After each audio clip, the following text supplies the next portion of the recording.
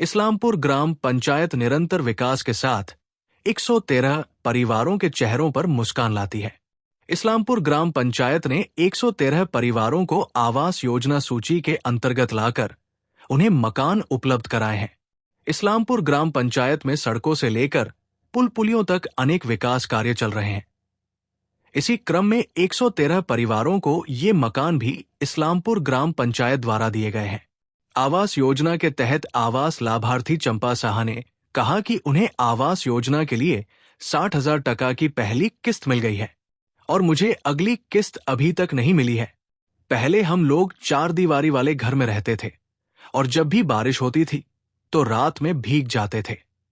हालांकि मैं राज्य की मुख्यमंत्री ममता बनर्जी को हमें घर देने के लिए धन्यवाद देता हूं। वो आगे कहती है कि इस्लामपुर ग्राम पंचायत कई विकास कार्य कर रही है और बिना कोई कटमनी हमें मकान दे रही है।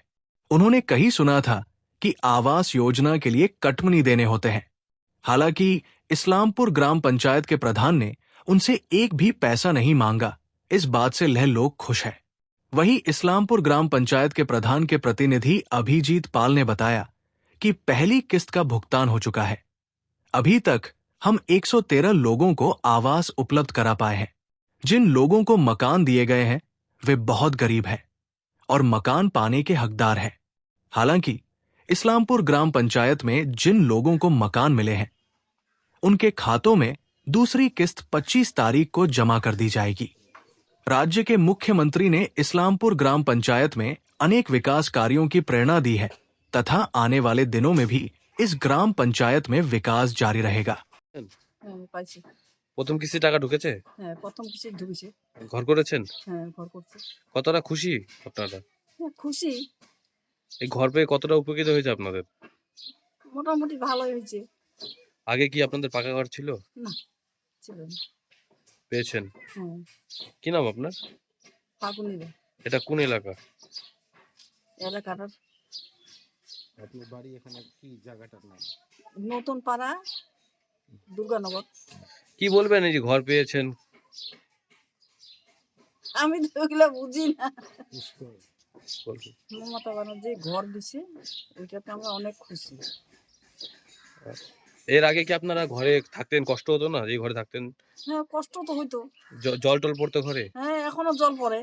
এখনো জল পড়ে? হ্যাঁ, এখনো জল পড়ে। এই পাকা ঘর হয়ে গেলে কি আর জল পড়বে? না, পাকা ঘর হয়ে গেলে তো আর জল পড়বে না। আপনারা খুশি? হ্যাঁ, খুশি। কি নাম আপনার? ফাগুনিরা। 113 জন আর 113 জনেরই টাকা ঢুকেছে ফার্স্ট ইনস্টলমেন্টে। আচ্ছা, এইগুলো কি কোনো সমস্যা এই ঘরটা নিয়ে কোনো মানে না, কোনো সমস্যা নেই। ওরা মানে টাকা ঢুকেছে ফার্স্ট ইনস্টলমেন্টের আর প্রত্যেকটা সংশোধনী কাজ ওরা শুরুও করেছে। এর মধ্যে একটা পঞ্চায়েতের তরফ থেকে রিপোর্ট দেবে আর 25 তারিখের যাদের সব ঠিকঠাক আছে 25 তারিখে সেকেন্ড ইনস্টলমেন্টের টাকাটাও পেয়ে যাবে। এই যে ঘরে নেওয়ার আছে কি? না, এরকম কোনো খবর আমাদের কাছে নেই। আমরা আমাদের ইসলামপুর গ্রাম পঞ্চায়েতের পক্ষ থেকে শুরুতেই বিডিও ম্যাম, আমাদের মাননীয় চেয়ারম্যান সাহেব এবং আইসিকে নিয়ে আমরা পঞ্চায়েতে একটা বেনিফিশিয়ারিদেরকে নিয়ে একটা মিটিং করেছিলাম।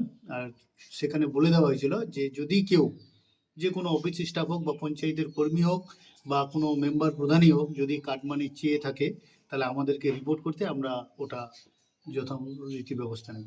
তো অ্যাওয়ার করা হয়েছে ফেসবুকের মাধ্যমে, মাইকিং করে, মিটিং করে। তো এরকম কোনো এখনো আমাদের ইসলামপুর গ্রাম পঞ্চায়েতে ওরকম কোনো খবর পাইনি। কয়টা ওয়ার্ড রয়েছে গ্রাম পঞ্চায়েতে? আমাদের সংসদ আছে 10টা, মেম্বার 11টা। আচ্ছা, আর এই টোটাল 10টা সংসদে এই অবধি 113 জনের নাম লিস্টেড হয়েছে আর ফার্স্ট ইনস্টলমেন্টের টাকাও পেয়েছে। কি বলবেন? আপনি তো প্রধানের প্রতিনিধি, এই যে এত মানুষ ঘর পাচ্ছেন, গরিব মানুষরা ঘর পাচ্ছেন, মাথার উপরে ছাদ পাচ্ছেন, কি বলবেন আপনি? আমি সর্বপ্রথম এটার জন্য সকল মানুষেরই আমাদের মাননীয় মুখ্যমন্ত্রীকে ধন্যবাদ জ্ঞাপন করছি যে ঘরের টাকা দেওয়ার কথা ছিল কেন্দ্র সরকারের, উনি যখন হাত তুলে নিয়েছেন, বাংলাকে সম্পূর্ণরূপে বঞ্চিত করেছেন, সেই বাংলার গরিব দুঃখী মানুষের পাশে আমাদের মাননীয় মুখ্যমন্ত্রী দাঁড়িয়েছেন। উনি যেইভাবে কথা দিয়েছিলেন ঠিক সেইভাবে আবাস যোজনার বাংলা আবাসের টাকা উনি দেওয়া শুরু করেছেন। ইতিমধ্যে আমাদের গ্রাম পঞ্চায়েতে 113 জনের ফার্স্ট ইনস্টলমেন্টের টাকা পেয়ে গিয়েছে এবং সেকেন্ড ইনস্টলমেন্টের টাকাটাও অতিশয় পেয়ে যাবে। আমাদের কাছে যা খবর আছে 25 তারিখের পর সেকেন্ড ইনস্টলমেন্টের টাকা ঢোকা শুরু হবে। আর কি কি কাজ হয়েছে ইসলামপুর গ্রাম পঞ্চায়েতে? ইসলামপুর গ্রাম পঞ্চায়েতে প্রচুর কাজ হয়েছে। ইসলামপুর গ্রাম পঞ্চায়েতের এই বডি এখনো 2 বছর হয়নি। 2 বছর হয়নি, এই অবধি আমরা শুধুমাত্র ড্রেন, রাস্তা, লাইটের ব্যবস্থার দিকে শুধু নজর দিই নি, তার পাশাপাশি যাতে শিক্ষার উন্নতি হয়, স্বাস্থ্যের উন্নতি হয়, সেগুলোতে আমরা সম পরিমাণ নজর দিয়েছি আর ওটার উপর কাজ করেছি। যেমন আপনারা দেখবেন নতুন পাড়ায় যদি এই যে এখানে আসতে দেখেন, এখানে এই পাড়াতে পিছনে খ্রিস্টান পাড়া আর সামনে একটা চার্চ আছে। এই খ্রিস্টানরা সব আজকে রোববার এই রাস্তা দিয়ে সবাই চার্চে যায়। এখানে বর্ষাকালে 1 হাঁটুর উপর জল থাকে। তো এটা আমরা কি করেছি, ওখানে একটা কালভার্ট নির্মাণ করেছি, এখানে একটা ড্রেন করেছি। তারপর বিভিন্ন জায়গায় নিচু রাস্তাগুলোতে মাটি ফিল আপ করে পেপার ব্লকের রাস্তার কাজ করা হয়েছে। স্টেট ফাউন্ডেশন স্কুলটাকে সুপার মডেল স্কুলের জন্য পঞ্চায়েতের ভূমিকাটা খুব বেশি, সরকারি সহযোগিতার পাশাপাশি, যাতে ইসলামপুর গ্রাম পঞ্চায়েতের এই সব জায়গার বাচ্চারা যাদের বেশি টাকা নেই যে স্কলার বা ইংলিশ মিডিয়াম স্কুলে পড়াবে, তারা যাতে ফ্রিতে একটা ভালো এডুকেশন পায়, তার জন্য আমরা মডেল স্কুল, স্মার্ট ক্লাসের ব্যবস্থা করা হয়েছে, সমস্ত রকম আধুনিক শিক্ষার ব্যবস্থা করা হয়েছে।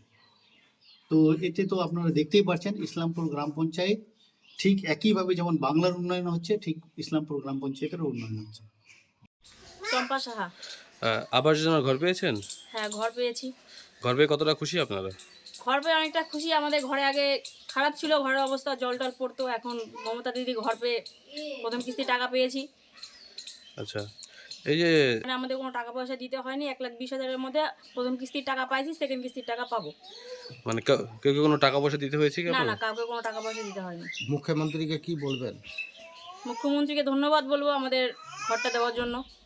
কি নাম আপনার? চম্পা সাহা, এই জায়গার নাম? কলেজ মোড়, নতুন পাড়া।